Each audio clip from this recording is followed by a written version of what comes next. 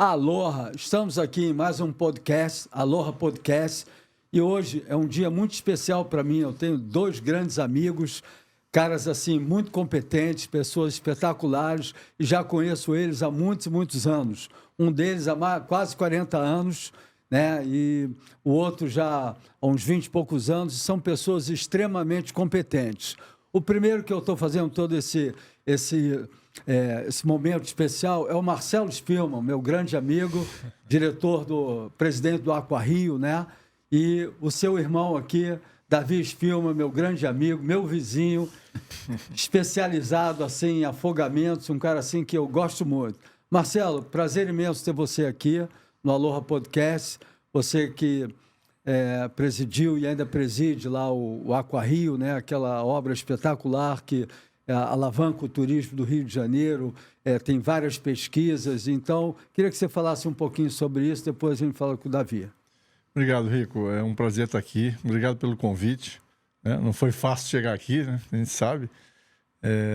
Mas, assim, o Aquarrio foi um sonho que eu consegui realizar. E não muito depois foram alguns anos para a coisa se tornar uma realidade no sentido de antes da obra, né? E foi quando a gente falou sobre o Museu do Surf, né? Que eu achei super legal a tua proposta. E o aquário foi um empreendimento que eu achei assim, muito interessante para o Rio de Janeiro.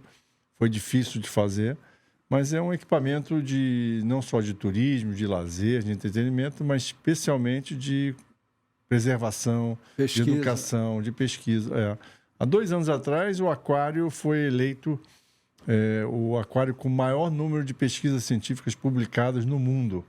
Nenhum aquário fez tanta publicação quanto o Aquário do Rio. Então, Marcelo, isso é importante. Muito interessante falar sobre isso, que o público em geral às vezes pensa que o aquário é só os peixinhos lá dentro, né? Mas é muito mais, né? As pesquisas que você faz para a preservação dos animais, não tem muito estudo sobre isso? Não, claro. Tem gente que é contra, mas assim, se o ser humano não fosse predador do jeito que não precisava de zoológico nem de aquário. Atualmente, alguns anos atrás, já aquários zoológicos têm uma função, que é esse tripé de educação, pesquisa e conservação. Se você não está cumprindo essa função, eu concordo, o aquário ou o zoológico tem que fechar. Então, um bom aquário tem que cumprir exatamente esse papel de educação. A gente recebe no aquário, ainda que o aquário seja 100% privado, a gente recebe todas as crianças de escolas públicas de graça, exatamente para dar o acesso a essa juventude, para que eles tenham noção do ecossistema marinho e até se tornem, no futuros, pesquisadores, biólogos marinhos. Então, a parte de pesquisa, sem dúvida nenhuma, a gente faz um trabalho brilhante. E na parte de conservação, o aquário já reproduz e conserva diversas espécies ameaçadas de extinção. E o Aquário do Rio é o único aquário no mundo a reproduzir raia borboleta. Caramba. Nenhum aquário conseguiu fazer isso. A gente reproduz 4 espécies de raia, vários tubarões, algumas espécies de peixe. Então, eu acho que é um trabalho fantástico. Eu acho que já é muito reconhecido. Acho que a população, o meio de conservação, de pesquisa, reconhece que o aquário é um bom equipamento que presta um serviço para a sociedade. Marcelo, queria falar um pouco, meu querido, meu vizinho, Davi Spillmann, surfista, casca grossa, todo dia dentro d'água, né? E eu tenho recordações maravilhosas, né? Falando de você, né? Desde a época do Salvamar, né? Que eu sempre acompanhei, sempre tive uma relação maravilhosa com todos os coronéis lá, por causa do Botinho, Salva Surf, os campeonatos que eu realizo, a minha escola de surf, né? E você faz um trabalho espetacular. Como é que é esse trabalho exatamente que você faz de terapia intensiva, né? Todas as emergências de afogados, é isso? Isso, Rico. Bom, é um prazer estar aqui com vocês, com meu irmão aqui também. Pô, é uma oportunidade única, né, na vida. É super legal estar aqui, falar de surf, de afogamento, de socorro. E a gente tem muitas histórias juntas. A gente estava contando antes algumas histórias. Estava lembrando aquela história que você trouxe um camarada que saiu o ombro lá na prainha e chegou lá e botou no deck. Deita aqui, vamos botar o ombro no lugar. Assim, você tocou na campainha, eu botei o ombro no lugar. São muitas histórias que a gente tem juntos, né, Rico? Isso começou, acho que lá pelos 1990 e alguma coisa. Bem no início. Em 90, quando eu entrei no Corpo de Bombeiros, eu sou médico, né? E eu sempre trabalhei com terapia intensiva. E eu entrei no Corpo de Bombeiros para trabalhar com os guarda-vidas nas praias. E ao entrar no Corpo de Bombeiros, a gente percebe claramente que não existiam muitas coisas, muitas dinâmicas corretas processos de tratar, protocolos de tratar os afogados. E a gente começou a estudar e entendeu que havia uma necessidade de juntar o Brasil para resolver esses problemas de afogamento, né? É inúmero o número de afogamentos. As pessoas não têm ideia de quantas pessoas se afogam no mar e na piscina, né? Depois você fala... Rico, 15 brasileiros morrem todos os dias afogados. Afogamento é a primeira causa de morte de 1 a 4 anos. É segunda de 5 a 9 anos de idade. Incrível, né? Então, esse trabalho de preservação... Né, muito importante, né? Eu queria aproveitar aqui e fazer o merchandising aqui do programa, agradecer todo mundo que vem assistindo o nosso programa, que é o Aloha Podcast, que eu trago pessoas diferentes, brilhantes, como os nossos convidados, né? O presidente da WSL, o Ivan, o Chumbo, que é surfista de onda grande, o Alemão, o Eric de Souza, Phil... É um conteúdo muito bom. Então, eu queria agradecer vocês aí que prestigiam a gente. Se quiser dar uma olhada no canal do YouTube, no Spotify, se inscreve lá também no nosso Instagram, porque é muito importante para a gente poder continuar crescendo e trazendo essa audiência maravilhosa. E não podia deixar de agradecer a Simples Reserva, que nos patrocinam, né? É um tipo de roupa espetacular, bem básica, como você está vestido, que a gente gosta, sem logomarca grande, sem chamar a atenção, aquelas cores maravilhosas, né? Tem toda a linha, moletom, short, né? E é interessante que a Simples Reserva, ela tem uma única loja, que é no Barra Shopping, né? Que é a única loja que você vai presencial. E está abrindo mais 2 agora, né? Norte Shopping e também Rio Sul. Então, está crescendo e a gente crescendo junto, né? Então, obrigado aí. Você pode ver também quem quiser fazer a primeira compra, tem o Aloha 10, que tem um desconto, né? E tem um presentinho aqui para vocês. Caraca, ainda vamos ganhar aqui, presente. Aqui é tudo. Nossa, aqui não sai de mão abanando, não. Aqui, Marcelo. Nossa Senhora. Você também, por favor. Opa. Obrigado. Opa. Vamos abrir, então. Muito legal, cara. Deixa eu mostrar aqui pro pessoal. Olha lá. Porra, camiseta. E o que é legal que a camiseta, olha só a malha. A malha é um algodão peruano, parece brincadeira, mas é super macio. Naquela camisa que transpira, que cai mal, né? Olha as cores, né? Um azul marinho, né? Um tijolo, assim, bem legal. Muito legal, cara. Mandei trazendo o tamanho de vocês aí, tá legal? Show. Ótimo. Maravilha. E para complementar, tem mais presentinho aqui, ó. Que você não vão... Caraca. Rapaz, depois que a gente ganhar esse presente, eu posso ir embora? Aqui. Pode, aqui vale tudo. Aqui, ó. Léo Duarte, vocês não vão ficar livres de mim, não. Olha só que legal. Caramba. Vamos lá. Porra, surpresa. Então eu vou ter que ficar até o final. Vou ter que ficar até o final. Olha, vai ter que ficar até o final? Claro que tem mais um presente super até o final. Legal. Do programa? Esse é do programa, né? Com o Rico de Souza, isso aí. Quem quiser comprar pelo QR Code ou entrar no site, tem 10% show, cara. 10% de abatimento no cupom Aloha 10, que é o nosso cupom. Bem legal, ainda leva abatimentozinho. Ou então pode ir lá no Barra Shop ou nas novas lojas que eles estão abrindo, né?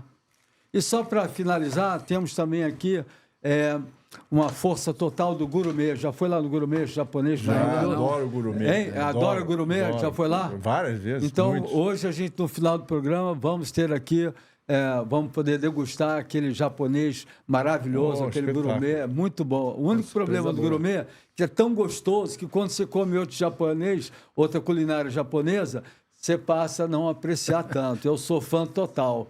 Você vai virar fã também. Vamos lá. Marcelo, então, já começando nossa entrevista, eu vou te falar. Você sabe que eu gosto de remar para alto mar, né? Para ir nas ilhas, né? E eu coloquei esse livro que você acabou de lançar dentro do meu carro. Aí, quando eu botei isso assim no banco, eu olhava, por exemplo, vou remar, olhava esse tubarão, aí eu virei de cabeça para baixo, que ele não me traz muitas boas memórias, que você está lá fora, assim, a 10, 15 quilômetros da costa, né, ou a 2, 3 quilômetros, pensar num tubarão, né? Fala um pouco sobre esse livro e queria agradecer que você me deu esse presente autografado aqui. Fala um pouco sobre esse trabalho, sobre esse estudo seu. Cara, esse livro é mais um livro que eu tento atingir um objetivo de desmitificar os tubarões. Mostrar que os tubarões não são as feras que a gente imagina, ou que a mídia... Não é tudo bonzinho. Assim, qualquer animal que tem boca e dente morde. Inclusive o ser humano. Até a gente mesmo. É muito mais perigoso. Então, a ideia é exatamente essa, mostrar assim, por que eles atacam. Existem algumas razões específicas. Existem só 3 espécies no mundo que efetivamente atacam o ser humano por erro de identificação visual. Só 3 que... Só 3 que são implicadas, as mais implicadas. O Great White, o branco, o tigre e o cabeça chata, que é o mais envolvido nos ataques no Nordeste brasileiro. Recife. Isso. Então, quando você fala em surfar aqui no Rio de Janeiro, em qualquer parte do litoral brasileiro, eu diria a você que as chances de ser atacado por um tubarão são absolutamente desprezíveis. No Rio de Janeiro, você teve, nos últimos 200 anos, 8 ataques registrados.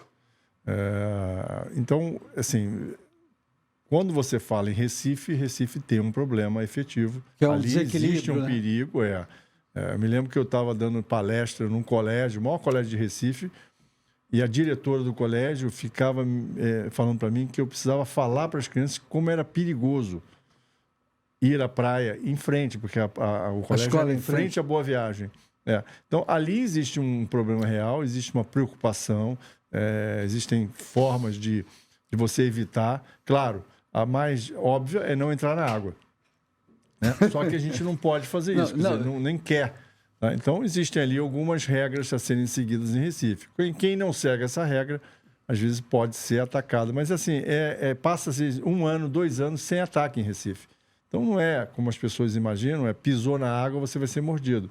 Absolutamente. Ali houve um desequilíbrio ecológico, parece ter um mangue, né? Na década de 90 foi construído o Porto de Suape.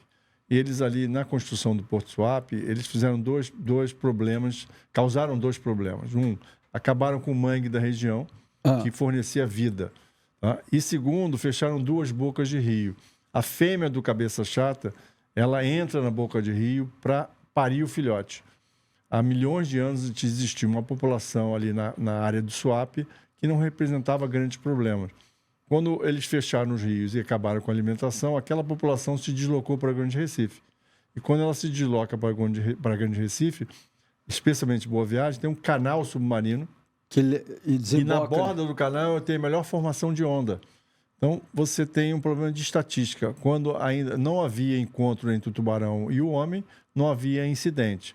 Quando você aumenta a interação, você aumenta a possibilidade de haver incidente, que é um ataque por erro de identificação visual.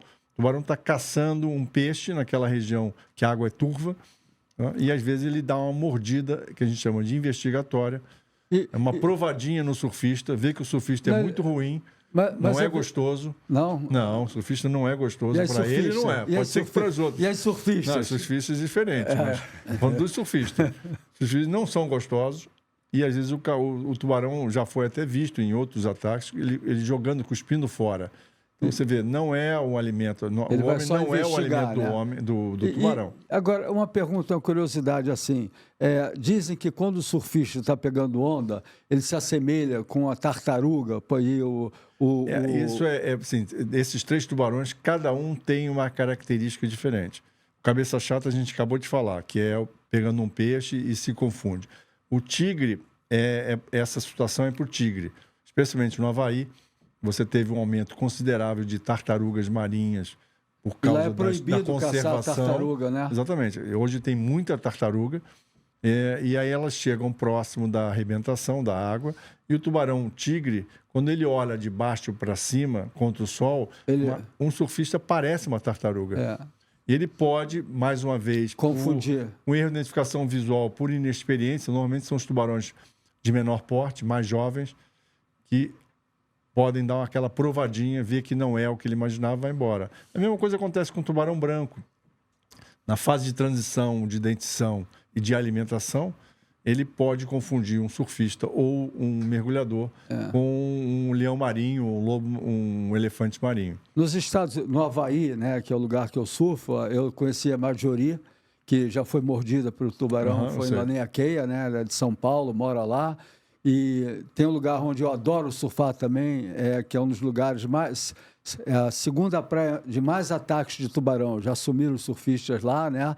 Ao lado de Leftovers tem Little Sunset, né? Ou Alligators, tem essa... E é um lugar que pouca gente surfa, e eu gosto de surfar lá justamente, Davi, porque tem menos gente, né? E é uma praia meio escondida, assim, então é legal porque você foge daquele crowd de Pipeline, Rocky Point, Sunset, né? E também não quebra. Ali quebra só quando o mar está acima de 1,5 m, até 2,5, 3, né? Assim, uma onda bem legal.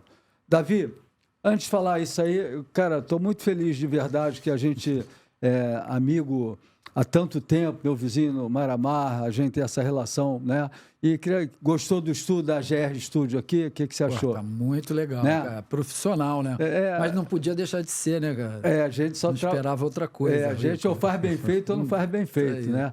Queria agradecer o Beto também, a equipe aí da GR, né? Que sempre está disponível aí para gente, né? E aqui gravam 100 pessoas, 100 clientes, né? Então, para conseguir, eu estou direto aqui eu tenho um dia marcado, toda terça-feira com esse horário aqui, para poder, como é que se fala, manter assim, a continuidade e ter horário, né? Porque aqui é disputado, né? Mas assim que é bom, né? Vamos falar um pouco sobre os afogamentos, né? E essa relação que você tem com o mar, né? A Sobrasa, né? Fala um pouco sobre a Sobrasa.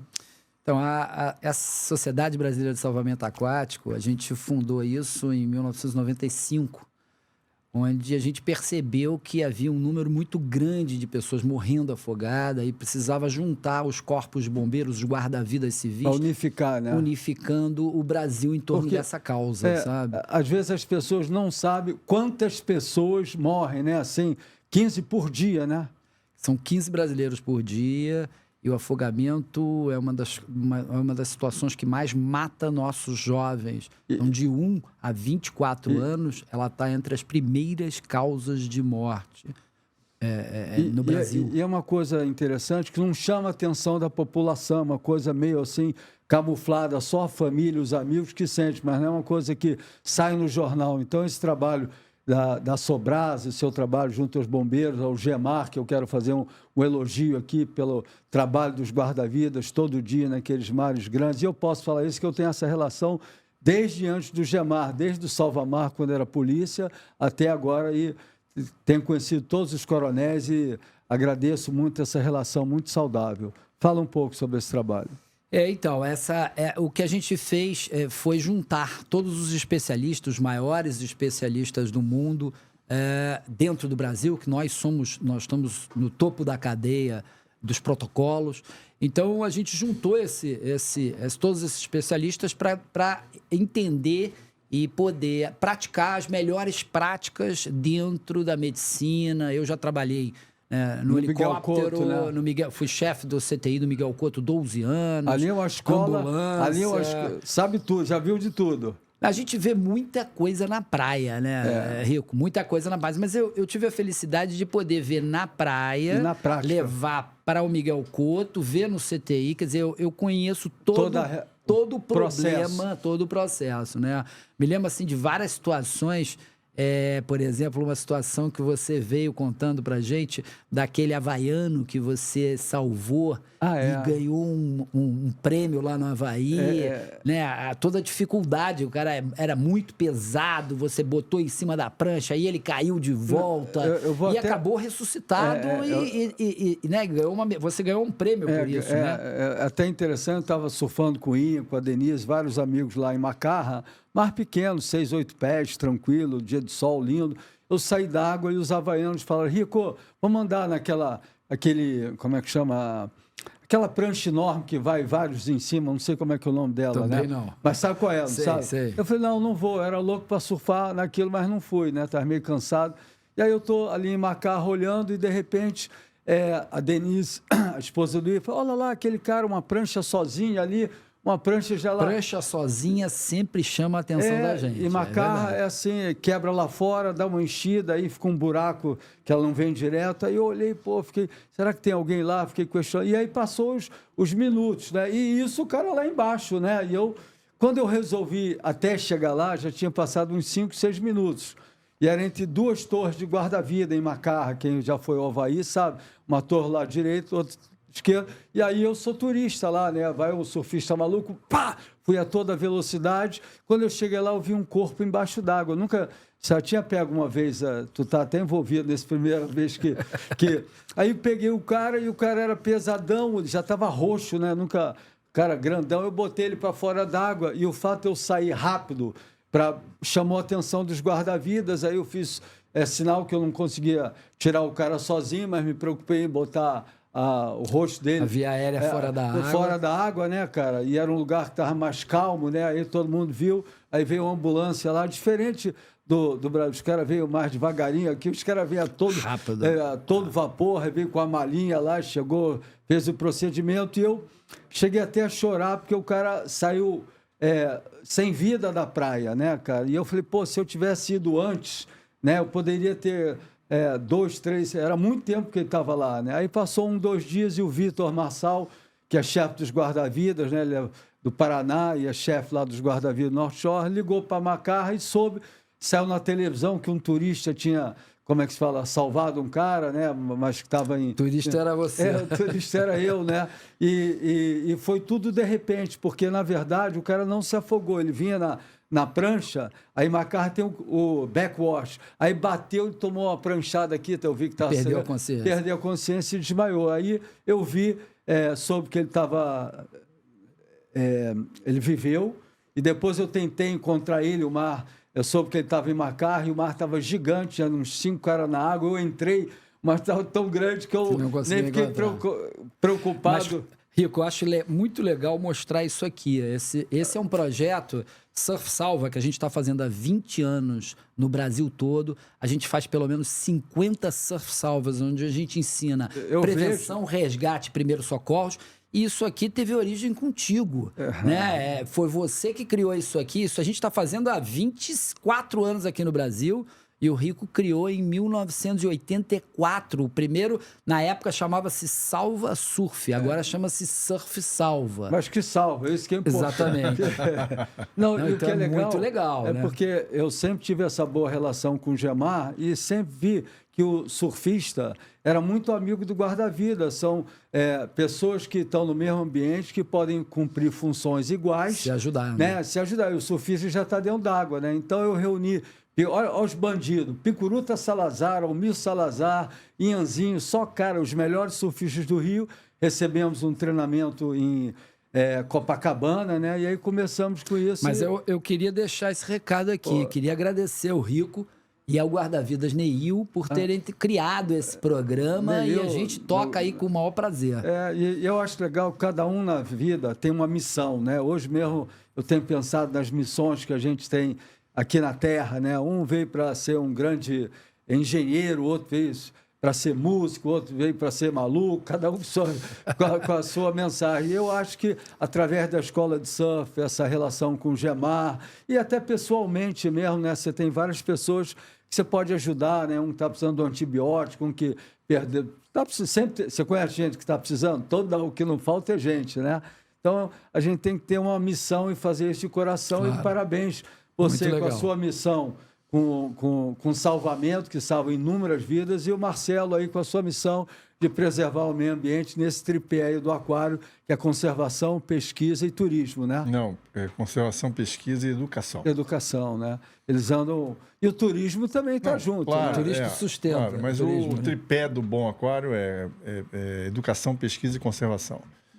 O resto vem na sequência, na consequência. Quando você faz um bom equipamento, ele se torna um bom equipamento de turismo, de entretenimento, de várias outras coisas. Marcelão, onde é que começou essa paixão pelo mar, pelos peixes? Cara? Que eu sei que vocês dois são apaixonados, como eu também. Isso não é uma coisa normal, é um negócio que vem Brota do Cara, coração. Tem que contar antes, né? Tem que contar o princípio de tudo, né, Celo? Que o nosso pai levava a gente todos Exato. os dias para a praia para jogar vôlei e para pegar onda de peito. Né? A gente ia, ele levava a gente para pescar, assim, na Urca, na Barra, a gente fazia, às vezes passava a noite na Barra da Tijuca, Pescando. quando ainda dava para fazer isso. Passava a noite pescando. Então, a vivência com o mar foi sempre, desde pequenininho. Então, todos nós, né? Então, a gente tem um irmão mais novo, que é 8 anos mais novo do que eu. Eu conheci já ele, né? Lá na sua casa. Mas É eu rico tenho, o nome dele. Hein? É rico Um também, rico chama já de bom, rico. 2 é demais. né? E eu tenho um irmão gêmeo, então éramos nós três, assim, numa atividade muito constante com relação à água, tanto é que todos nós gostamos, adoramos, o tema gira em torno do mar. Meu irmão, que é o Rubens, que é artista plástico, ele cria peças, sempre no início ele sempre criou peças de peixe ligado ao mar, Sempre ligado ao tartaruga, oceano. então sempre teve essa ligação. Mas no meu caso, a gente começou a pescar a gente pescava normal, mas com 11 anos, quando eu tinha 11 anos, mais ou menos 11 anos, havia um pouco mais velho, a gente começou a fazer pesca submarina. E aí, Antigamente toda a galera praticava. Compramos a primeira arma na loja do Bruno Hermani, que era no... Como se fosse meu padrinho, ele que me levou para a África do Sul. Como se fosse um pai para mim, Bruno entendeu? Hermani fez a primeira correção do meu primeiro livro de peixe. E onde que era a loja dele? Já era ali no na... Posto 6. Ali na Francisco Na Otaviano. Francisco Otaviano. Você sabia que foi ele com o Santarelli que fizeram o primeiro campeonato mundial, ajudaram a realizar? Surf. De surf. Eu vim da África, ele e o Santarelli, 2 campeões. Campeão mundial. Né? E aí no ano seguinte, eu trouxe para o Brasil e no ano seguinte a UAE 65000 realizou e virou oficial. Mas desculpa aí, manda aí. Não, depois que eu comecei a fazer pesca submarina, uma coisa que me impressionou logo no início, que cada um é cada um, né? No meu caso, o que me impressionou foi que os caras que conheciam, mais experientes, eles identificavam o peixe pelo nome vulgar. Então o cara olhava uma garopa, um badejo, um cherne, um robalo. Então o cara sabia olhar. Eu falei, eu quero fazer isso também, adorei. E aí isso leva tempo, né? A experiência, olhar, ver. E aí teve um momento que eu já estava fazendo isso. Quando eu entrei, aí eu tinha 16 anos e fui ver um filme do James Bond, O Espião que Me Amava. E nesse filme ele se passa por um biólogo marinho que vai para um laboratório submarino. Eu acho que... E o vilão da história, para você ver se ele realmente é o biólogo marinho que ele está dizendo, tem lá um painel com aqueles peixes super coloridos do Pacífico e passa, aí o cara pergunta, que peixe é aquele para o James Bond? E o James Bond com nome científico. Pá, pá, pá, pá. Cara, eu fiquei hipnotizado. Eu falei assim, é isso que eu quero fazer da minha vida. Eu quero agora não mais o nome vulgar, mas eu quero olhar e identificar pelo nome científico. Foi incrível isso. Então, com 16 anos, eu já sabia o que eu queria na vida. E aí, fiz faculdade de Biologia Marinha tenho vários livros de identificação de peixe, de tubarão, essas coisas. Então, foi aí que nasceu essa vontade. É um privilégio, eu acho que é um privilégio você, com 16 anos, já saber o que você quer. A gente sabe, o que você ama, nossos né? filhos, qual é a todo missão? mundo... porque a gente sabe, às vezes a maioria dos jovens não sabem exatamente o que vão fazer da vida, faz uma grande faculdade, maioria, não né? faz, Então, eu acho que para mim foi um privilégio eu ter essa luz, vamos chamar assim, de dizer, é isso que eu quero fazer e ter perseguido, porque também não é fácil, né? Quer dizer, Foco, objetivo. a única faculdade que tinha de biologia marinha era o UFRJ. Então, passei para o UFRJ, fiz... Mas, Marcelo, tem tantos títulos que você tem aqui que eu não quis decorar tudo, que era muito, não ia conseguir. Fala dos seus títulos aqui, ó. Tô aqui, ó. Tem um monte deles aqui, ó. Eu Não, sei. porque o que é legal é que você, além da experiência, você é técnico, né? Você estudou tudo. Não, mas é isso que eu vou falar. Eu acho que eu consegui conciliar o empírico, o pescador. O pescador A conhece prática, né? muito na parte de prática e eu conciliei com a parte científica. Então, quando estava na faculdade, eu senti muita necessidade de ter um livro em português que falasse dos peixes. Não tinha. Legal. Então, eu acho que um pouco da minha vivência foi sempre fazer alguma coisa que não existe. Agora eu vou te fazer uma pergunta que eu quero ver se você vai conseguir me responder. Sabe quem começou o surf aqui no Brasil? Quem foi? Eu não sei. Não sabe? Foram os mergulhadores. O Bruno Hermani, o Badué, o Arduino Colação, o Charuto, campeão mundial. Que trouxeram as primeiras pranchas, eu fico até arrepiado, cara. Os caras, quando o mar estava grande, eles surfavam. Eles mergulhavam, né? Então, eu tenho o Charuto, que é bicampeão mundial, claro. né? Que era dono da rixa. Ele falou que Saquarema, aquela laje de fora, era o melhor pesqueiro que tinha no Brasil, cara. Então, você vê como é que tudo... né? E o arpoador, eu sei que existe Santos, o primeiro surfista fez a prancha lá, Ormar Gonçalves e outros também, né? Mas o movimento de surf, foram através desse pessoal e também o pessoal, os americanos que estudavam na escola americana, que tinha o PX, que era um supermercado, um departamento que comprava para os americanos e podia trazer as pranchas de surf sem custo, sem pagar os impostos, que eram muito altos, né? Então... Mas a gente começou a surfar, não sei se foi junto, né, Davi? Mas praticamente junto. A gente ia com uma prancha, a gente morava na Bolívia, ia a pé Posto 5, até o posto 6. Essa aqui que eu trouxe. Mostra aqui. Mostra ela, por favor. E... Esse foi o início de tudo. A gente comprava ela lá no Leme, numa lojinha no Leme, né? O Madeirite. Olha, depois a gente evoluiu para o isopor, né? Isopor era foda, né? Porque isopor... Para ficar em pé. Eu venho dessa mesma... Não, mostra a prancha aí. Pô, essa prancha daí, eu comecei a pegar jacaré com essa prancha, que era Procópio. Só que essa versão da Visfilme, que é muito melhor, né, essa cara? foi eu que fiz. Essa daí, olha só a maneira dela. Mas eu fiz porque eu tava com saudade, cara. É saudosismo, cara. Que brincadeira. Não, mas a gente ia... Depois disso, a gente ia cada um com uma prancha de fibra, né? E ia... Mas não, mas a gente passou pela surfava isopor. no apoador. Não, passamos. Mas isso na época de Copacabana. Aí, você ficava com aquela tudo assado. Não, mas aí forrava com tecido. Eu lembro disso. O meu era verde. E aí é engraçado assim, porque ela vai ficando pesada, né? Então você tem que... O surfista passa que nem uma... E a gente ficava em pé, eu quebrei um monte delas, né? Assim, quebrava fácil. Né? Quebrava muito fácil. Muito bom, né? Eu tô vendo que vocês são da mesma escola, né, cara? Muito bom. Davi, e me fala assim, qual foi o pior caso de acidente, assim, de afogamento que você já teve? Cara, o pior que a gente já teve é quando... É o que me motivou a trabalhar com essa área. Eu já era médico, né? Mas eu trabalhava... só um minuto, que eu acho que o pior caso que ele teve foi ele mesmo. O quê? Ele se afogou. Tem uma história. Quando pequeno, pode ser que isso também tenha sido assim, uma coisa assim, impressionou ele, né? Eu acho que de repente ele trabalha tem uma ligação. Aquilo ficou... Eu acho que todo mundo que lida com água, que gosta de natação, de surf, de mergulho, já se afogou, já passou um grande sufoco na vida. O meu sufoco foi com 7 anos, na praia de Copacabana, dia 1º de janeiro, ressaca, eu tinha 7 anos, né, de idade, prancha de isopor, forrada pela mamãe, e de repente veio uma onda maior, eu estava com um primo, a onda levou... Aquelas bocas que tinha. A onda levou a prancha dele, eu fiquei com a minha, nadei para pegar ele e botar em cima da minha. Esse foi o meu primeiro salvamento.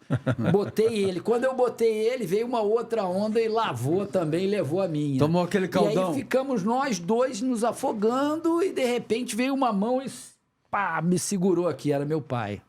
Falei, putz, graças a Deus, cara. Porra. E esse foi um trauma. É um impacto, né? A gente vê impactos positivos, assim. Imagino que você tenha a tua história para contar, o Dja Madruga, outras pessoas contam a mesma história. Eu me afoguei e comecei a me dedicar mais à natação, a saber ter ferramentas para me defender. Mas o que me levou a trabalhar com afogamento efetivamente foi... A gente morava num condomínio e 3 casas ao lado tinha uma criança de 1 ano e meio que vinha com a sua babá todos os dias pegar a minha filha, Júlia, para ir no parquinho. E um dia ficaram 3 dias sem vir. E aí a gente foi lá bater na porta. Saber o que houve. E o garoto havia se afogado na piscina né? A mãe foi atender a porta, a criança caiu aquele dentro segundo, da piscina. né? É muito rápido, né? É muito rápido. A criança caiu na piscina, quando ela voltou, ela observou que a criança, que o filho estava no fundo. Nossa Senhora. Ela não esperando isso, ela não teve nem resposta, começou a gritar. Os vizinhos acharam que era um assalto. Foram lá e quando foi lá só tiraram o corpo da criança. Que tristeza. Essa criança, o nome dela é Kim, né? E essa criança que originalmente criou todo o nosso simbolismo do Siri, né?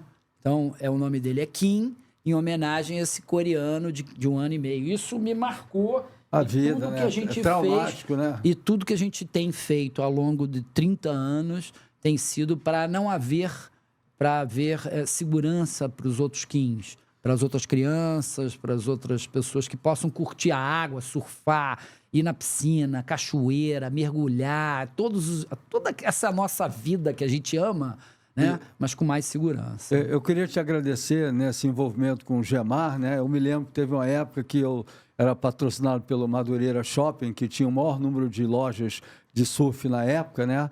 E eu propus, por causa dos afogamentos, que a Barra, em convívio com vocês, eu ouvi falar que a Barra é um dos lugares que tem o maior número de afogamentos no mundo. O pessoal vem da Zona Norte, vê a vala lá, que não tem onda, né, que é mais mansinho, acha que lá é mais seguro, entra o primo, aí começa o outro, vai o irmão, se afogam vários. Então, nós demos, está lembrado?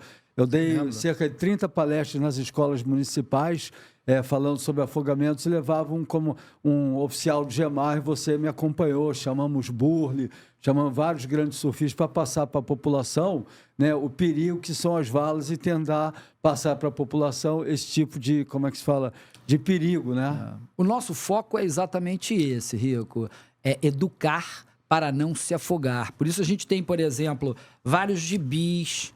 Tá vendo? São legal que o a gente gibi conta... fala com a criança, Exatamente. né? A gente tem que ter a linguagem da criança na hora de falar. Então a gente dá aula, vai na escola, vários programas que a gente tem feito, além dos programas para adultos, mas principalmente crianças. Se a gente conseguir mudar a realidade e a criança da educação muito rápido. E quando eu fui com os guarda-vidas, a gente fez várias palestras, né? Eu também evoluí uma segunda, viajando pelo mundo com Rico de Souza, né? Então, que eu falava do Brasil para as crianças, né? Da economia do sul, sudeste, nordeste, né? Aí depois eu viajava para a África do Sul, falava dos tubarões que lá tem. E as crianças adoram, né, cara? E aí a gente volta para as nossas missões, né, cara? Agora estou pegando outras histórias que eu fiz assim, me dedicando com amor, né, cara? E eu gostei muito de fazer isso, principalmente nas escolas públicas, onde que eles... Na época que eu fazia, já existia, era o Sport TV, estava começando, né? Então... as pessoas com mais poder aquisitivo podiam ter essas informações do mar, mas as crianças não sabiam de nada de afogamento, de praia. Eu acho que, Rico, um dos principais papéis do aquário, que o Marcelo falou, é exatamente esse, é educar. É você criar uma cultura de entendimento de como lidar com o meio ambiente, né? E eu acho que é um papel que o aquário faz muito bem, né? Eu acho que assim, a gente vê aqui um paralelo, que cada um aqui na sua área... Mas tudo igual. Transformando... a importância de transformar as crianças, né? Transformar no sentido de educar e de mostrar, né? Quer dizer, quantas crianças, isso a gente já sabe hoje... querem ser biólogos marinhos por causa do aquário. É incrível. Tem até uma história que a Roseni, minha mulher, cita, porque uma amiga, não sei exatamente qual o grau de amizade, mas ela chegou e disse que a filha ia fazer medicina e, depois que foi aquário, resolveu fazer biologia marinha. Que legal. Quer dizer, não, é muito legal, mas para a mãe... é que ela falou, não mas preferia que fosse médico, mas né? Tudo que você faz com amor, você cresce, entendeu? Né? Olha o seu trabalho com brilhante. Certeza, eu né? acho assim, é um poder de... Eu acho que a gente tem um poder de transformação. Eu queria te mostrar umas fotos que eu guardei aqui, cara, muito especiais, você vai se orgulhar, entendeu? Vamos. Você tem as fotos do aquário, antes do aquário estar... presente, né? Eu ia lá visitar. Visita, né? Fomos visitar, olha, vocês dois, né? E você falava assim, breve, o aquário vai ficar pronto. Falei, pô, esse cara tá maluco, aí chovendo, cheio de água caindo. Eu levava muita gente e eu dizia, aqui vai ser isso, aqui vai ser aquilo. Olha só, a família toda aí, olha lá, eu de capacete. Pô, a gente era garoto ainda, cara, né? Mas muito bom, né, cara? Assim, todo olha só como é que era o aquário. Esse é o túnel, Ali que é É o túnel, ali é um túnel que você passa por dentro do grande tanque. o tanque é lá embaixo. O tanque é esse aí. Olha só agora, olha lá. Vê só aqui o Patrick aqui, ó. Patrick novinho em folha aqui, ó. Muito bom. Né, cara? É tudo legal, né? Olha só que lindo o túnel, né? Cara. Você imaginar um túnel, quantos metros? 10 metros embaixo? São 7 metros de profundidade. 7 metros. Olha o tubarão aí. Esse que ele fala que é bonzinho, não morde não, mas quando eu estou remando lá fora nas ilhas, eu sempre penso nele. Aqui, quem quiser ler aqui o livro do Marcelo, espetacular, eu já comecei a ler uma parte, né? Muito interessante, tem em todas as livrarias? Todas. Hein? Todas as livrarias. Mas não vai estar autografado como o meu, não, né? Infelizmente não. Infelizmente especial. não. Olha, essa daí, que tipo de raia é? Essa é a ticonha. Ticonha? É uma das raias que a gente reproduz em cativeiro, lá no aquário. Pô, que essa legal. É uma ticonha. Eu já mergulhei lá, fui convidado lá pelo grupo. Então, foi extraordinário, né? Você extraordinário você mergulhar junto aos tubarões. O Museu do Surf aí. Olha o Museu do Surf ali, olha lá. Isso é uma coisa extraordinária, Rico, porque a gente falou sobre isso. Cara, como o Museu do Surf chama a atenção das pessoas. É extraordinário. Todo mundo quer tirar foto, quer...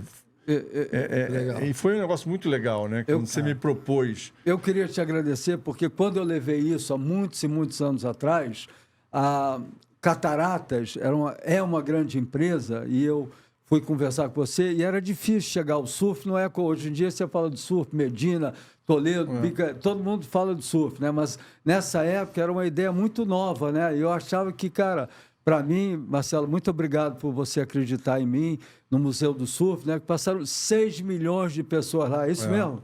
Acho que já deve estar em 7 milhões. Já. 7 milhões, né? E o que é legal é que você me dava a oportunidade de levar as crianças do Morro do Alemão, Morro do Turano, dentro da nossa missão, voltando aí, né? Eu pegava o pessoal da UPP, o Relações Públicas, que era o Tiago Freitas e o comandante da UPP, o Daniel. Eles tinham um ônibus, né? E levavam as crianças. Quando eles não tinham ônibus, eles pagavam do dinheiro deles para levar lá. Eu levava no aquário, levava no zoológico, levava no trenzinho do Sávio, né? O trem do Corcovado. Corcovado. E era muito legal você ver assim, cara, a do trenzinho.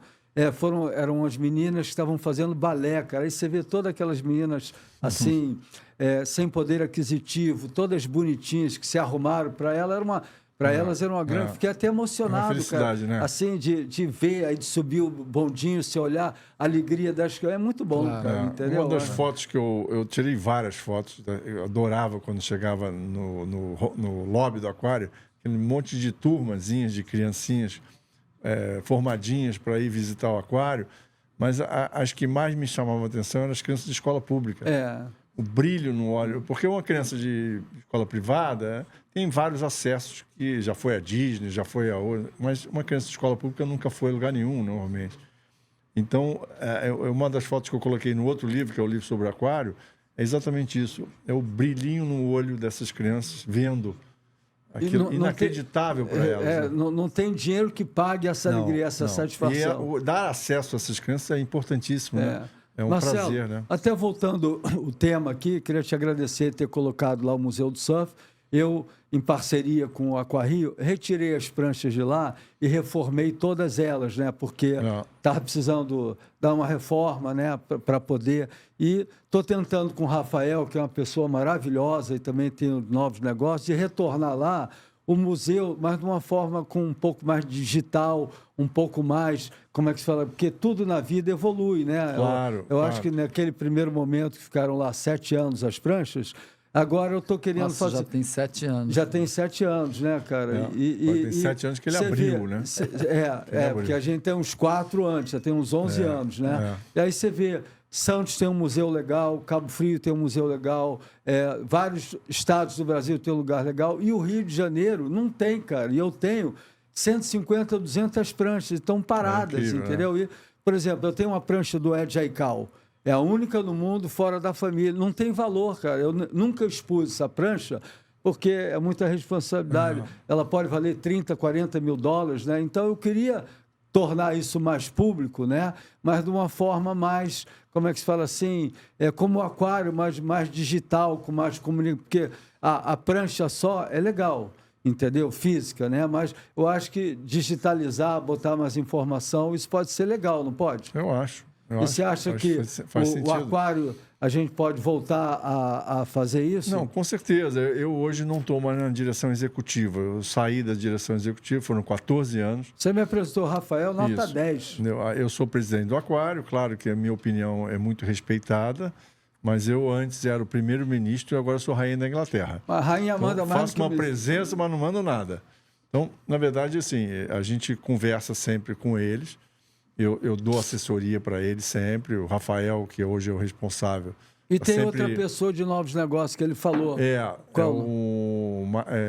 esqueci o nome dele. É um cara que entrou novo, que está cuidando dos três parques. E pode, se não for, eu gostaria que fosse no aquário, mas se não precisar ser no aquário, nós temos outros parques, tem o zoológico, né? Que também... mas o aquário tem muito mais a ver no aquário. Né? Você está falando de água, de mar. E também lá tem muito espaço, né?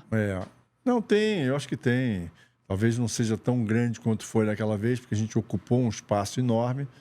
Entendeu? Não, mas o aquário lá, aquele prédio assim como um todo, ele é muito maior do que aquilo que está lá, né? Não tem... Não, com certeza. Mas vamos falar depois. Legal, sou muito grato. E, Davi, então, e o pior afogamento que você já viu assim na praia, de campeonato de surf? Teve um que teve ali na Niemeyer, o cara caiu, você chegou a ver aí? Aquele dali foi fantástico, né? O cara foi... Qualquer afogamento, ele é muito dramático, dependendo da relação que você tem com aquela situação.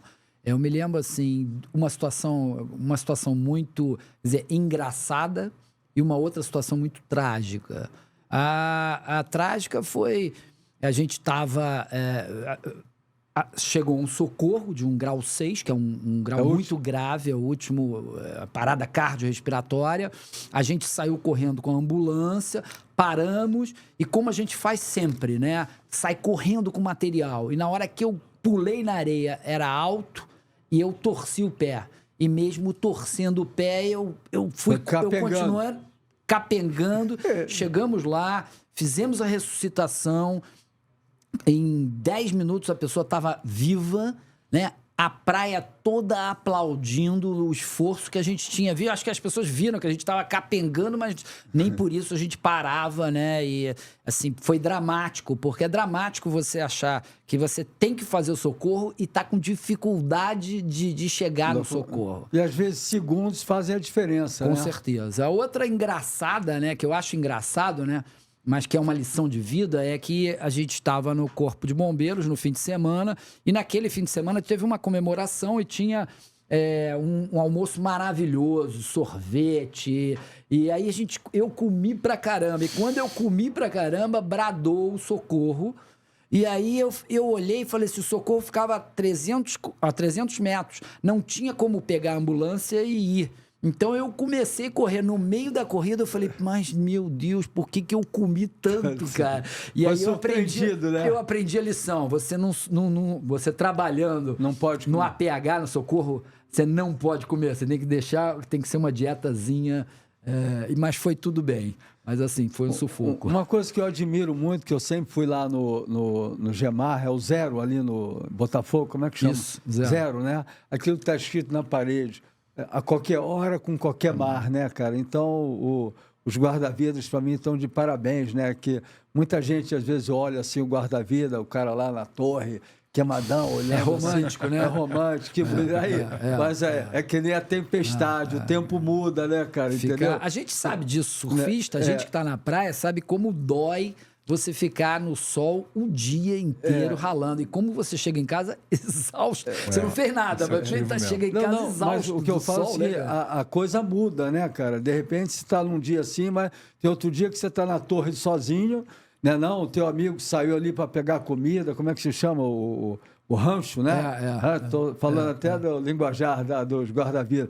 E aí o cara está sozinho, o cara se afogando lá, mar enorme, e ele tem que ir sozinho mesmo, né? É essa situação que você contou mesmo, né? De um guarda-vidas que quase se afogou, foi fazer o socorro e estava se afogando junto. Às vezes acontece, porque guarda-vidas morre no Havaí, morre na Califórnia, morre no Brasil, porque no momento tem coisas que superam a competência aquática dele, né? Você estava contando uma história que você foi levar umas pranchas para gente experimentar lá no Gemar, e no dia o mar estava gigante, e a gente amarela, mas tem que entrar, né, cara? Eu vou falar para vocês, era uma apresentação do Gemar, no meio da barra. Eu tinha feito umas pranchas, 20 pranchas de resgate para adoção. Tinham as alças, né? E as pranchas eram novas, né?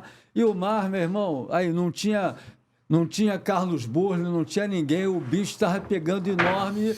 E eu falei, porra, para entrar nesse mar só de helicóptero, né, cara? Não tinha jet ski, aí o helicóptero botou lá fora, mas eu vou te falar, eu estava extremamente desconfortável lá fora, porque e a prancha lisa, eu estava com medo, as alças não eram duras como antigamente, de nylon.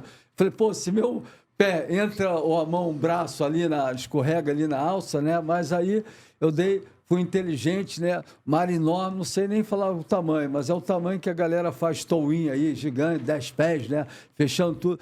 Aí esperei a maior série e fui atrás né, que na hora de sair você não pode vir. Claro, você tem que surfar o antes da hora. Claro. Né? Aí deixei sair que nem uma bala, né, Mas, cara? Rico, eu acho que é isso que é muito importante em todos nós.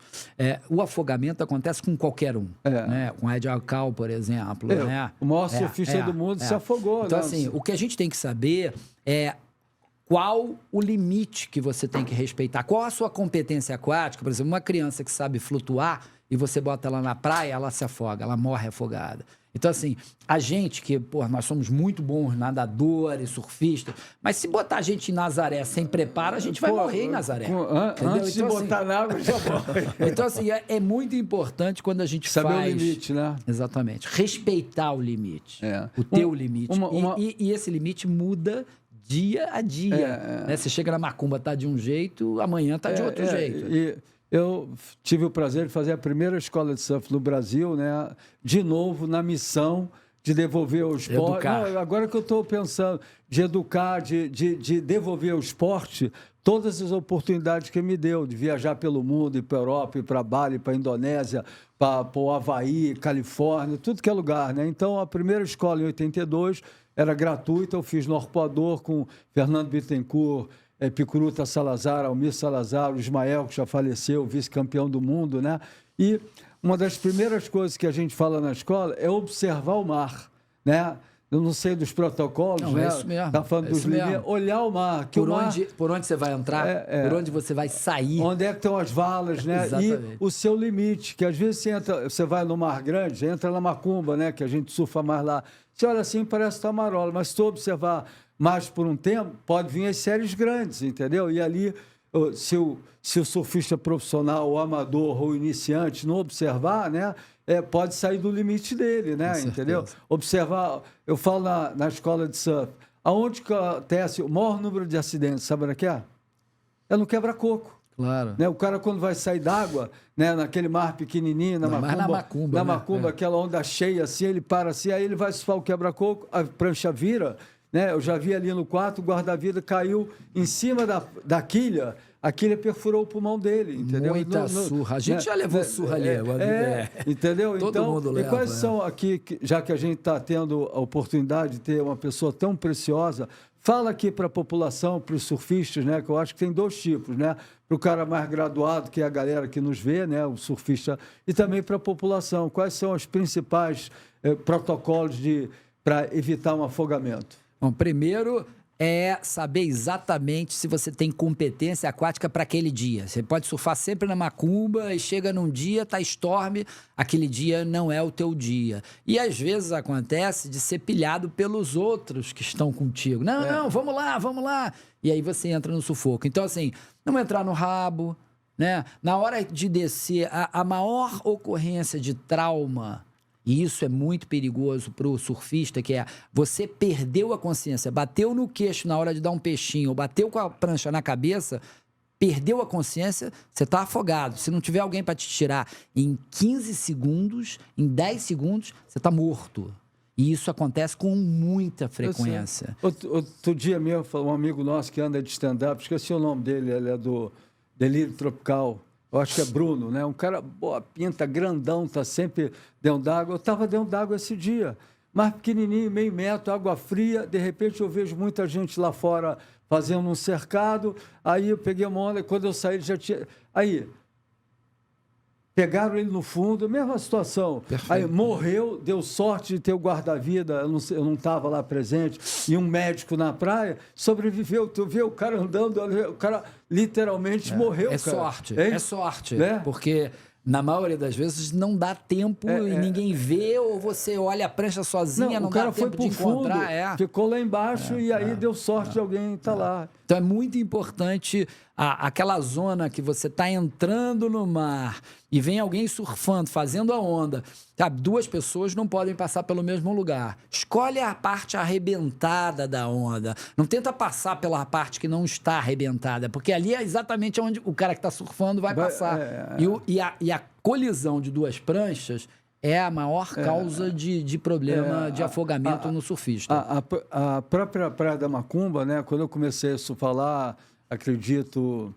Pô, que ano era? 68. Isso. Eu era garotinho, era... 70, 30, pô, há quase 60 anos. 50 Nem fala e poucos. isso, não, eu não me importo. Você não parece estar mais de 40 anos. Não, eu me orgulho de... Eu sei, ontem eu remei até as ilhas, né? Pulo quadro, porque... E o que é gozado, que ele fala, pô, Rico, você está bem fisicamente. Cara, vem uma Covid, te mata, brother. Vem uma bactéria, não tem... O cara é tão tarado, que eu tava na Macumba surfando, vem ele nadando. Eu falei, Rico, o que você tá fazendo aí? Você tá com colostomia, Rico. Porra, você não tinha que estar dentro da... O cara tava tão tarado na água que ele com colostomia... Tinha tido uma diverticulite, uma coisa assim, tava dentro d'água nadando. Eu falei, pô, o Canaã não vai gostar disso. Canaã, que me operou na emergência, é um grande amigo, ele não está mais presente com a gente, mas é como se fosse um pai para mim, está espiritualmente. Eu até sempre falo com ele, não é papo de loucura, ótimo, não, que ele é um cara tão especial, cara, que ele se torna presente. O filho dele, levei para o Havaí, o Daniel Canaã, gente boa. Né? Então... Ele falou, Rico, você não pode... Eu tive diverticulite, aí fiquei com o intestino para fora, de cada 4 caras, 3 morrem, ele falou, né? A coisa ruim não morre assim, não, ainda tem a minha missão aqui. Mas o Canaã é muito bom cirurgião, é muito bom cirurgião. Aí ele me operou, né? E aí eu falei, doutor Canaã, eu preciso entrar no mar, se eu não entrar no mar, eu vou morrer. Mas você também pode morrer, entrar no mar. Eu falei, pô, se morre de um mano do outro, melhor entrar no mar. Daí aquela água salgada, né, cara? Vai curando tudo, né? Vai curando tudo, cara. E eu me lembro uma vez até de observando o mar. Muita história, né? Eu peguei um dia grande, estava uns 2 metros na Macumba, e entrei e fui remando lá fora, bem atrás da arrebentação. Mas só que eu não me toquei, cara. Aquelas pranchas de remada não tem cordinha, né? Meu preparo físico estava 0, eu não podia, né? Cara, vieram umas ondas ali perto daquela... Lavou? Pô, não, cara, não pegou, porque se pegasse, cara, eu fugi delas, né, cara? Entendeu? Mas... Sabe que nas minhas palestras eu falo uma coisa interessante, que é mais fácil você morrer indo para a praia do que ao chegar na praia. E é mais fácil você morrer na praia do que entrando dentro d'água. Então, o lugar mais seguro... é dentro d'água.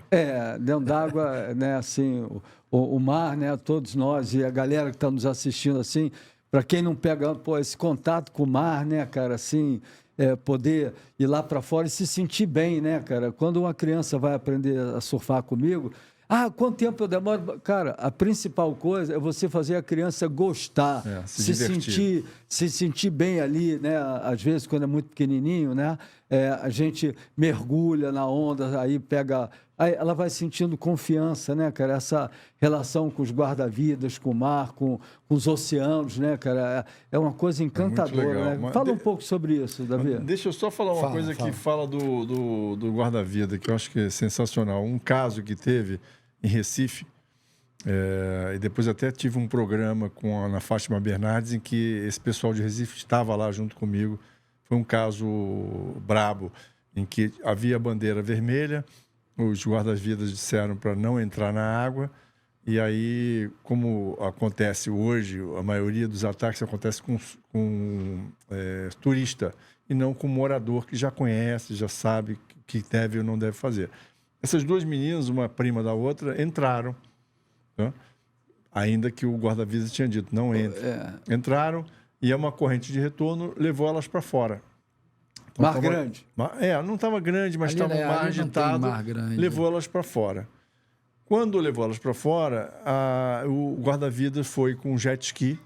Teve um cara dirigindo, teve um outro rapaz que era o guarda-vidas, foram. Aí a norma diz que ele precisa ir primeiro na que está mais para fora da água, né? Então eles foram primeiro na que for mais para fora. Mas quando eles foram primeiro na que estava mais para fora, eles iam pegar primeiro essa menina, mas quando eles viram a outra menina está mais para fora, quando eles foram, tá, essa menina tinha acabado de ser atacada por um tubarão. Caraca. Além de se afogar, ainda foi atacada? Não estava se afogando. Na verdade, ela estava sendo atacada por um tubarão. E aí, eles chegaram próximo, já tinha uma mancha, essa menina morreu porque a mordida foi na femoral. Caramba. Então, nesse caso, não tem o que fazer. Mas havia uma poça de sangue na água e esse salva-vida, que estava estudando biologia, tá, ele vai e se joga dentro d'água. A menina já estava afundando, ele pega a menina e traz ela para o jet ski. Cara, assim, comprometido com... Não, é um herói, porque poucas pessoas teriam a coragem de se atirar na água suja de sangue que tinha acabado de agir um ataque de tubarão. Tem que ter muita coragem. E amor pela profissão, amor pela profissão, exatamente. Então, acho que amor pelo próximo, né? Isso mostra como é incrível o trabalho do guarda-vida. Você falando nesse negócio de femoral, também tem um caso no Havaí, do Serginho, né? Serginho era um surfista, né, da antiga, eu esqueci o sobrenome dele. Esqueci, era um sobrenome famoso. Ele estava surfando no Havaí, ele era um pouco gordinho, né? E aí ele cortou a femoral, né? A quilha bateu na femoral, estava surfando um dia em Laniakeia, e aí um cara tentou ajudar ele e foi buscar socorro.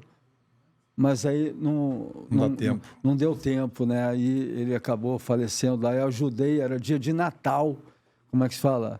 Dia de Natal, eu estava trabalhando numa empresa, me ligaram para dar notícia para a família dele, né, cara? Essa família, agora, eles era uma MPM, era a empresa que fazia aqueles anúncios da Hollywood, de canoagem. Sei. Empresa de marketing. De marketing, MPM, né, cara? Eu tive que chegar lá para dar troço muito ruim, né, cara? Ser guarda-vida também tem esses momentos difíceis, né? Assim, né? Tem muitos momentos difíceis, né? Você tem que lidar com a morte. E dentro desses três, que era Paulo, esqueci, era MPM, era o nome nome de cada um, né? Um deles falou que a família, alguém da família tinha sido morto por um raio. Também acontece isso, hein? Nossa, que azar, hein? Acabou de morrer um rapaz agora. Não, que parece que a gente fala... Da Gávea. Quando a gente trabalha quando está próximo ao mar, né? Assim... Você, principalmente, está muito próximo. Esse é um ótimo aviso também para gente. Quando você está na água e está trovejando, você é o ponto você é o para-raio dentro da água, porque você é o ponto mais alto dentro da água. E também tem uma energia, não é só o ponto mais alto. Tem alguma coisa de energia? Não, é o ponto mais... Você está ali, assim, é como se você fosse o para-raio ali e está isolado, é só você na água. Então, o risco é muito grande. Eu sugiro sair. Antigamente, eu não ligava muito para isso, A gente não ligava para nada, né? Mas agora Sabe que teve um caso agora, a gente estava, eu e Roseni, a gente foi para o Pantanal. Tem 3 semanas atrás. E a gente estava num lago que estava cheio de jacaré, mas era uma enormidade de jacaré, muito interessante. Todo mundo ali era um grupo. E aí, daqui a pouco, a gente estava até com o Lawrence Waba. Sabe quem é o Lawrence Waba? É um cinegrafista famoso. Você ouviu falar dele? Ele era mergulhador, ele agora filma A Vida Selvagem. E aí, daqui a pouco, o Lawrence olhou para um rapaz e olhou e falou assim, caramba, o que é isso? O cabelo dele estava em pé, assim. Aí, daqui a pouco, o meu cabelo não, porque eu não tenho cabelo. Meu cabelo não ficou em pé, mas o cabelo dos outros começou a ficar em pé.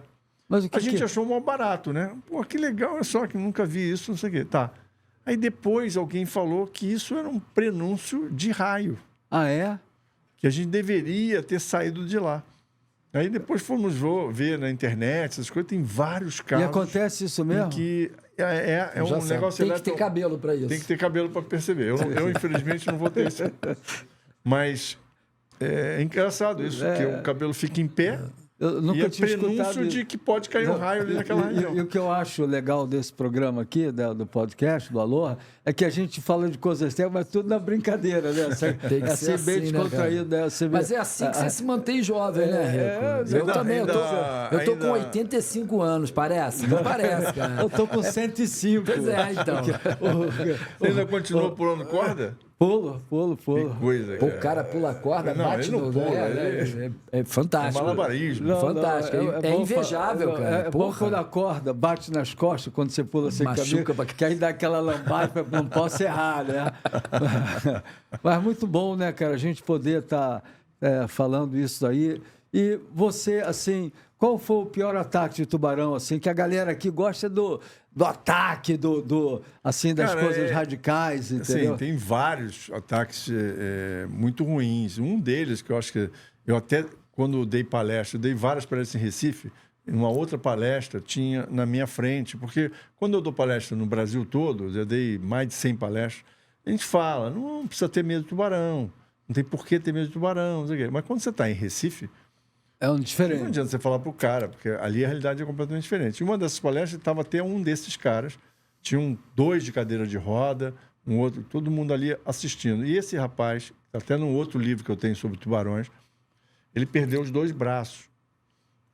Com tubarão? Porque, uma das pessoas diz, não, quando você estiver sendo atacado, dá um soco. Ah, Eu não recomendo isso. Quer dizer, claro que você, na hora que está sendo atacado, você vai reagir da forma que você puder reagir, e às como vezes nem qualquer dá presa. tempo. Às vezes não dá tempo. Mas achar que você vai evitar um ataque dando soco no tubarão é bobagem. Chega a ser ridículo, né? Esse cara perdeu um braço, entendeu? E aí foi se defender com o outro e perdeu o outro. Ele perdeu os 2 braços. Mas ele foi Então, se defender? Ele Ou se foi uma defender. situação que aconteceu Eu não sei exatamente, é difícil dizer, porque quem tem que contar a história é ele, e também para ele foi um Nem se estresse. lembra, né? Mas a história é que ele perdeu os 2 braços. Então, assim, eu acho que a maioria dos ataques em Recife, a gente sabe, o cara morde a perna, às vezes perde uma parte do dedo, do pé, uma parte da mão, não sei o quê, mas esse cara, para mim, foi um dos piores lá. Claro, tem uns que morreram, mas no caso dele que sobreviveu, talvez seja um dos piores, eu acho que de trauma. Em 75 eu fui para a África do Sul, né, com o time havaiano, né?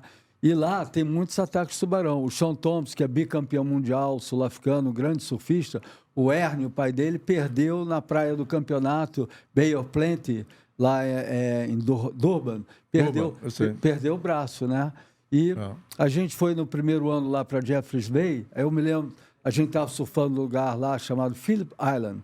Aí tinha umas marolas lá, a gente estava fissurado, fui eu, Otávio, eu acho que Maraca, se não me engano, e Paulo Proença. O Paulinho, nosso querido Paulo Proença, não está mais aqui, saudoso Paulinho, o Maraca não estão. E aí eram uns 4 caindo na água. Eu falei, pô, 25% de chance. Aí saiu o ratão. Aí quando eu fiquei lá fora, 100% sozinho. Out, né?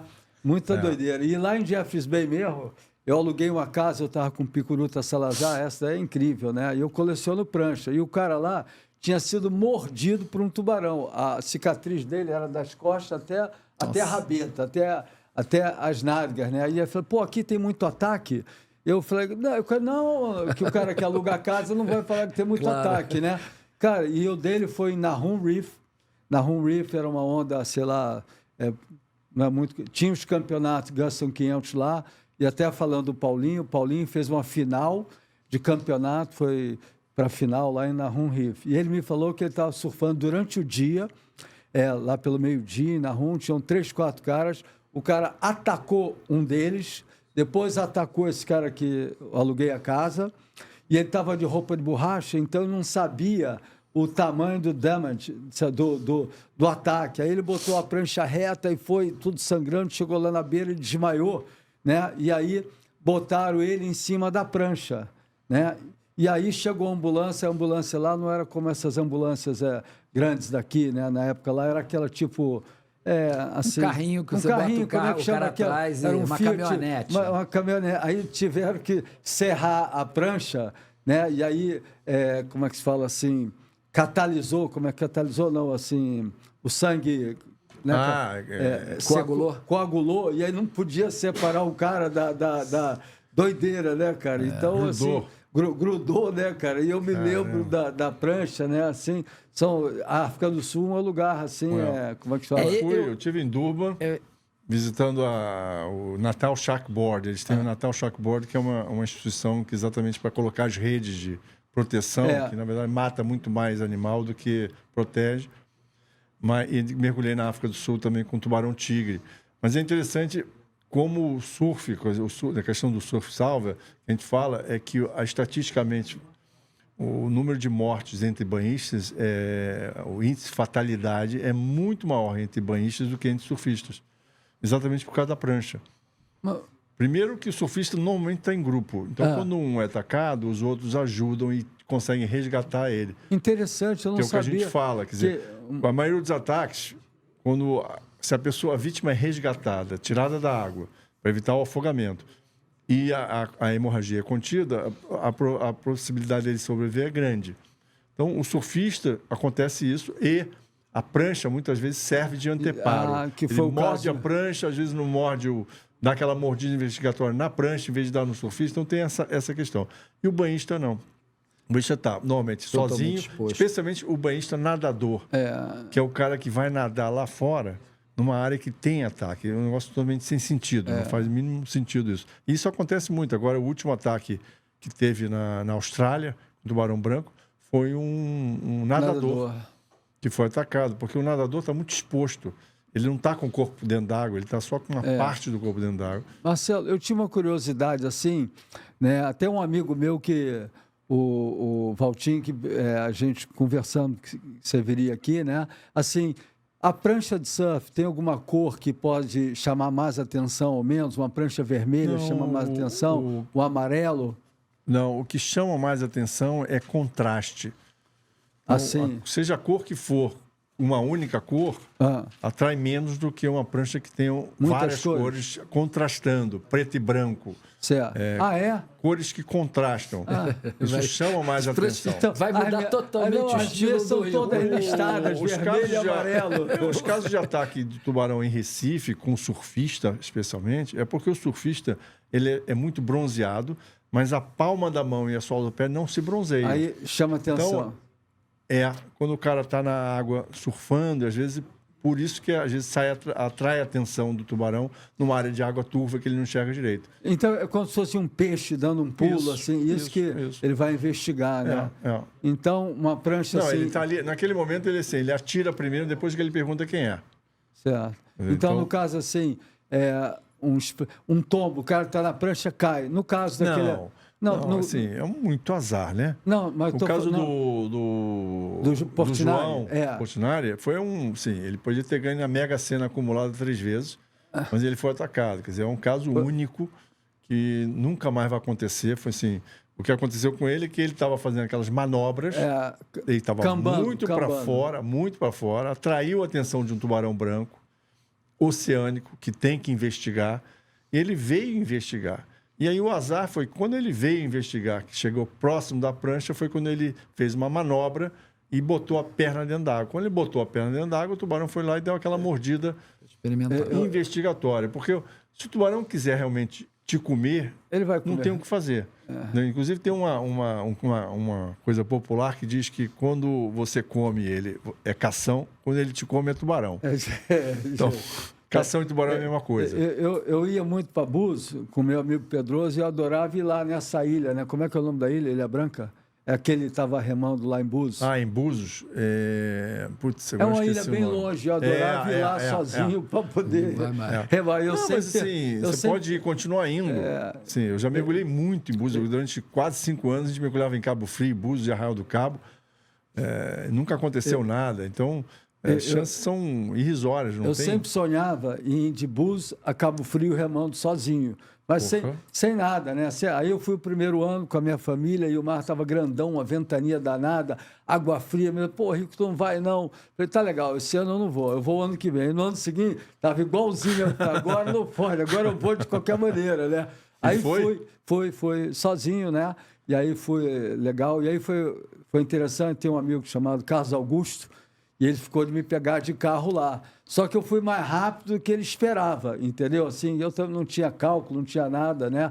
Não tinha... né? Aí fiquei esperando meia hora, uma hora, o cara não chegou, eu peguei a carona. Aí quando o cara chegou lá, o Carlos Augusto ficou preocupado, será que comeram velho? Mas eu sempre gostei, mas é longe, né? Pô, né? é longe, já foi de lancha, é longe. E às vezes o ar vira... É que de lancha cansa, Deus entendeu? Lancha, Remando não cansa, né?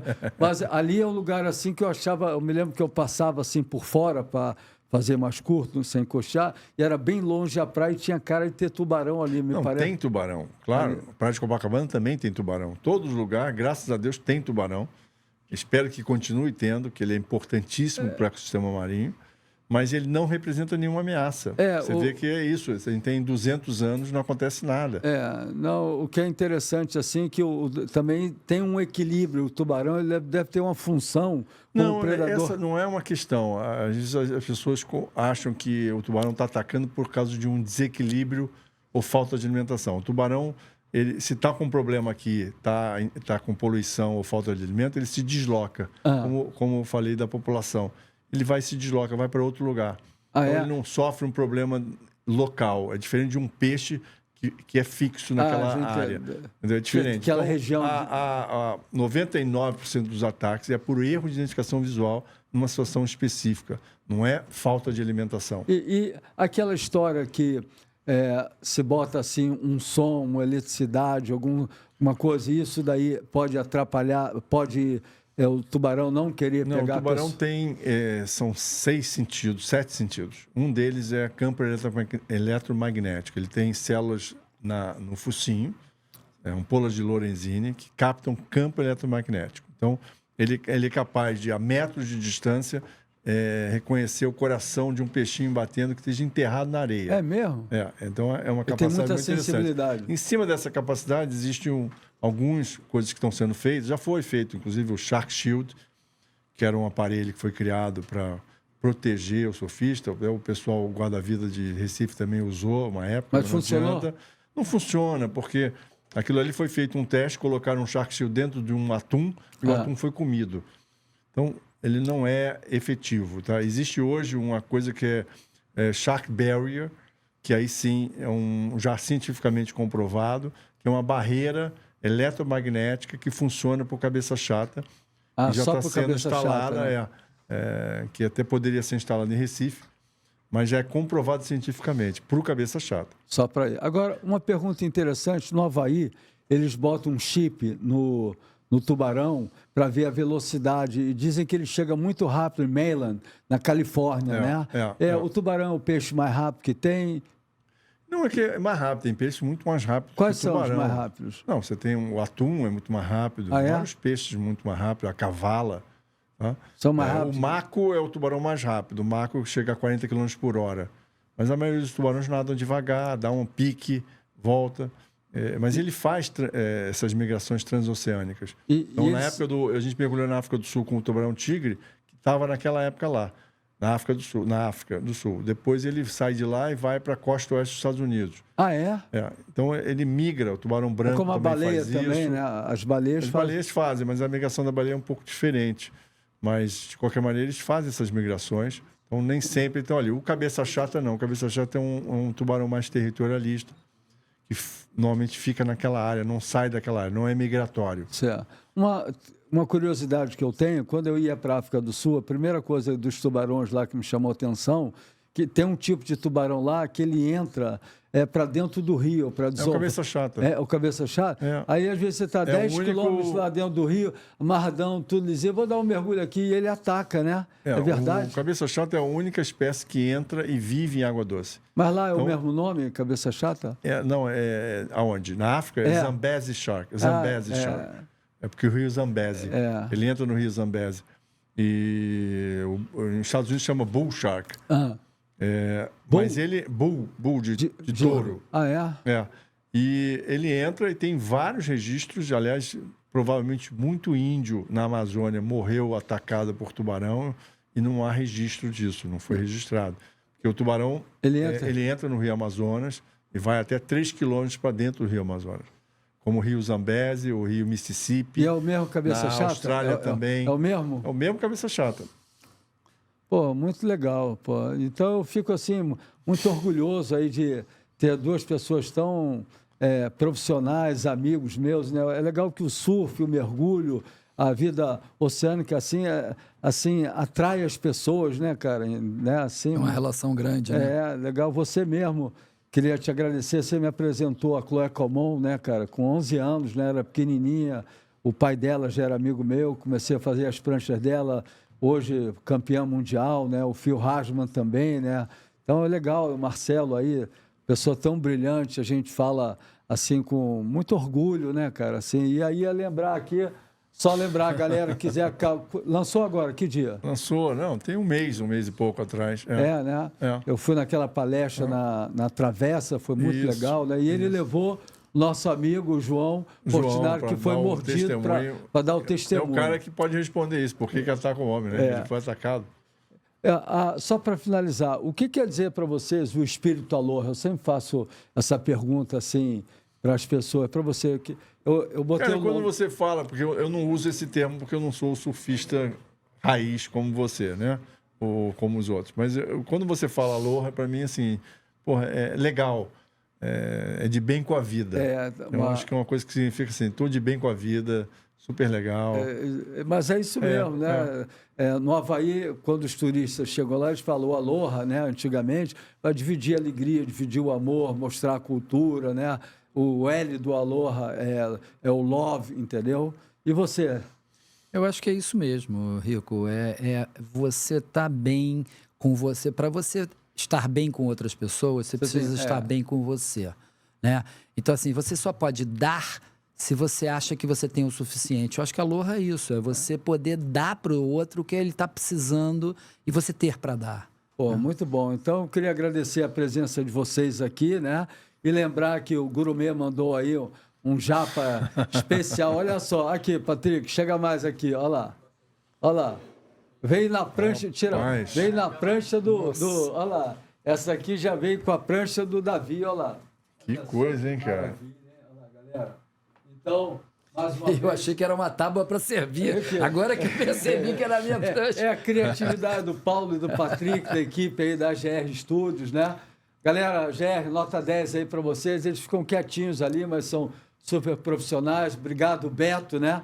O que é interessante aqui, quando eu vim ser entrevistado pelo Sérgio Malandro, né? Aqui, né? Aí estava o Fábio Porchat, estavam vários grandes artistas aqui, né? Eu falei, pô, que legal, eu queria ter um podcast, né? Aí eu vim marcar para falar com o dono daqui, com o Beto, né? Rico, eu não tenho nenhum podcast de surf, aí não quero nem saber, chega mais, você tá com a gente. Bom, hein? Aí não pude nem pensar, recusar. né, cara? Aí já dropei essa onda e tô aqui, né, cara? E você que está assistindo nosso canal aí, porra, faça o elogio, entre lá no nosso podcast, toque o sininho, se inscreva também no canal do YouTube, do Spotify, ia ficar muito feliz. E obrigado, Simples Reserva, e ao Gurumê com essa culinária japonesa maravilhosa. Aloha!